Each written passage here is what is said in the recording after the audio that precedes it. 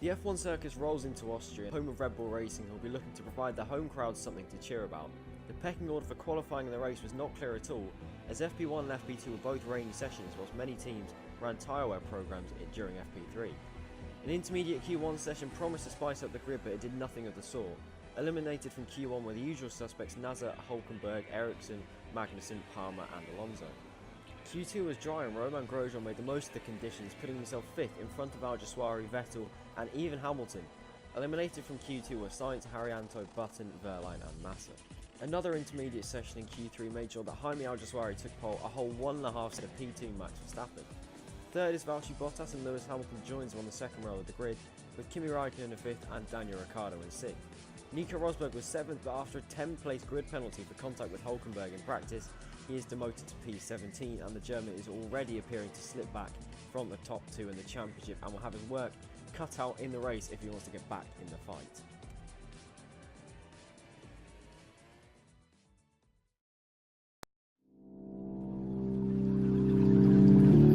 I can't find my way back to you until you make amends with the demons you've been through.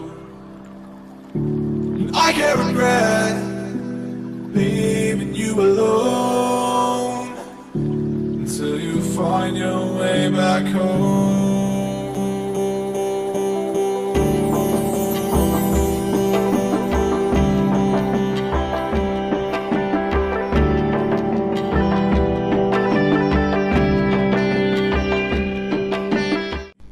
Alright guys, so hello and welcome to episode 9 of our Jaime Alguersuari career mode. This time we are in Austria and we qualified on pole. Verstappen is going to be 2nd and surprisingly Valtteri Bottas is 3rd. So very nice qualifying from the Finnish driver. So we are leading the championship, I do believe, by a couple of points, 3 points I think. Yeah, I think that we are leading by 3 points. Anyway, we are about to start the race. It's 4 lights, it's 5 lights, and this is lights out and away we go for the Austrian Grand Prix. Verstappen looks to have a better run on us off the start, and he actually makes a move around our outside. We squeeze him out at turn 1. Verstappen gets a little bit shaky. Bottas in the background spins because of that. So not the greatest start for Verstappen or Bottas. That is a massive shame for the Williams driver after getting himself into P3 in qualifying and then having to spin. On lap 3 we're already lapping cars and we make a pretty brash move up Perez's inside, which doesn't actually work out, and the Mexican has to actually let off the throttle and let us pass. Normally at the time I did think that would gain us some time, but instead it did lose us some time to Hamilton behind.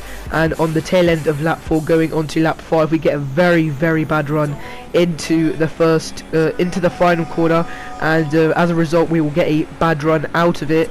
We go to the inside to defend from Lewis Hamilton. He will go around our outside, but we hold it there and there's a little bit of contact, a little bit of wheel banging, and Raikkonen is promoted into P2 instead of Lewis Hamilton. So we're still leading here, but it's a very hard task to keep these faster guys behind, and Verstappen makes the best of the situation and also gets in front of Lewis Hamilton after the contact that me and him made at turn 1. Raikkonen's in our slipstream, but he just about can't catch us before turn 3. On lap 6, the very next lap, Raikkonen is going to actually make a move on us. It's very close. We actually bang side pods and then we actually get stuck on Raikkonen. This will give Hamilton a much better run out of turn 2 into turn 3. He steams past us, but we will have the better of him on the brakes. We aim right for the apex and we squeeze him out. That promotes Verstappen into P2 now, and loads of mixing and shuffling of the positions here. Hamilton once again in P2. We squeeze him right up against the wall into turn 1. We're trying to go all the way around his outside. There's a little bit of contact and Hamilton almost spins. We did try and leave him as much room as possible, but the Mercedes driver just came over on us there. On lap 9 now, Hamilton is trying to go up our inside at turn 3. We hold it all the way around the outside. Very nice move from us. but it's not done yet. That Mercedes engine is absolutely pulling as we go into turn 5. It's very close, but we just about hang Hamilton out to dry there. But now Raikkonen gets the better of us as we almost lose the back end through on the entry into turn number 6 as we tap the grass. Hamilton might make a move into the penultimate corner, but he thinks better of it because that might have been very, very ugly. Anyway, on the next lap now, we are slipstreaming Kimi Raikkonen to retake the lead of the race, and into turn 3 we will be much braver than the no, we won't be much braver. It was very, very close between us, but we just managed to outbrake the Ferrari. On lap 12, Verstappen got in front of us under DRS, and we will be slipstreaming him into turn 1.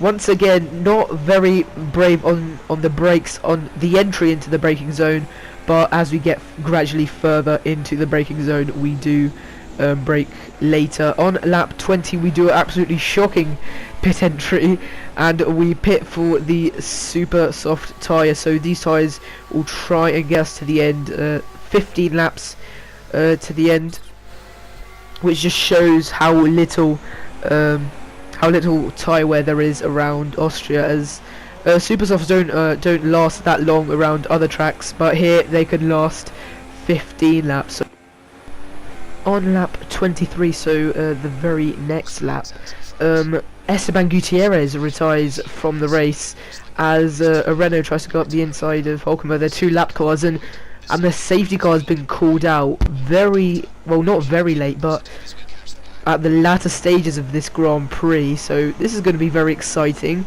Ahead of us, Max Verstappen and Kimi Raikkonen pit for the ultra soft tyres, whilst we stay out on our older set of super softs.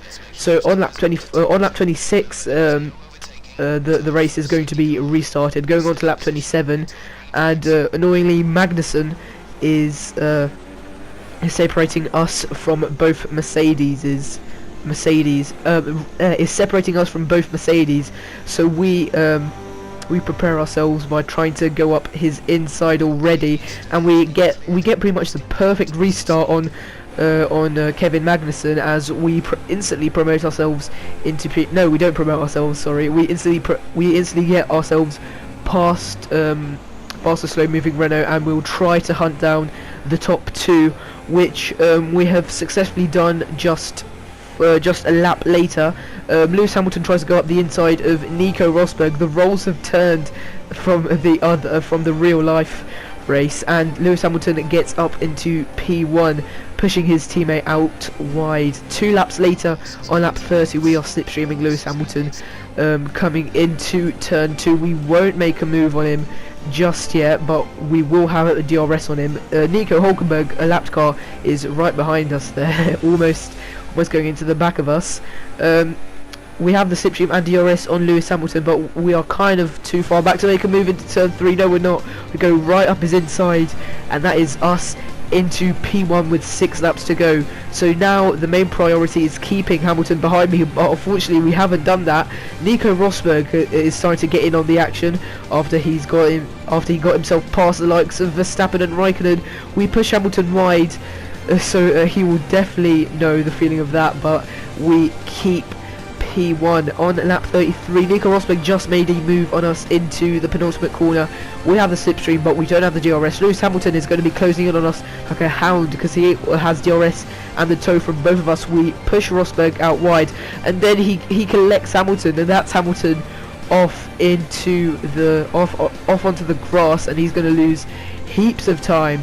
But a lap later, Hamilton has somehow gotten himself back into the mix. Our tyres are about to go with 1 lap to go, so this is going to be very, very tense ending, especially with Hamilton on much better shape, softs going much faster than us, pressuring us for the lead of this race, and he'll actually make a move on us into the penultimate corner. We squeeze him right onto the white lines.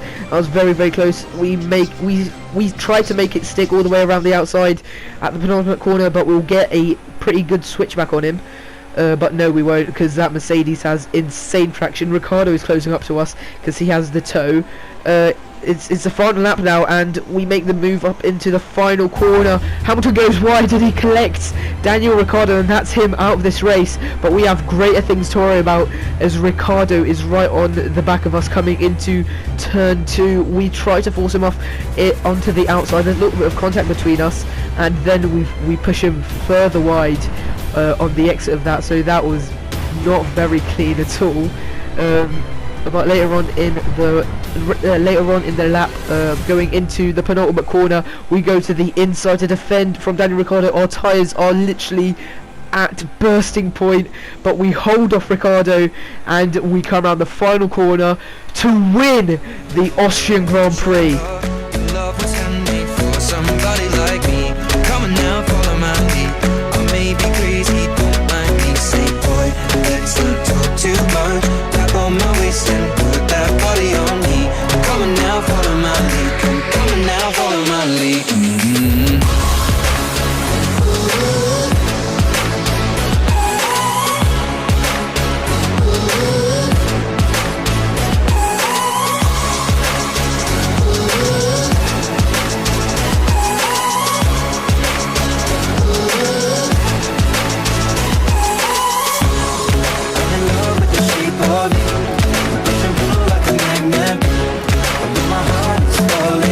So there we go, another absolutely bonkers race concluded. That's our 4th win in a row, and it's a real cat amongst the pigeons, as our championship lead is opened up to 28 points to Lewis Hamilton. So coming into the midpoint of the championship, midpoint of the season, is our championship to lose pretty much. Anyway, I've been Elite Crashy, thank you very much for watching, and I'll see you on the next video. Goodbye.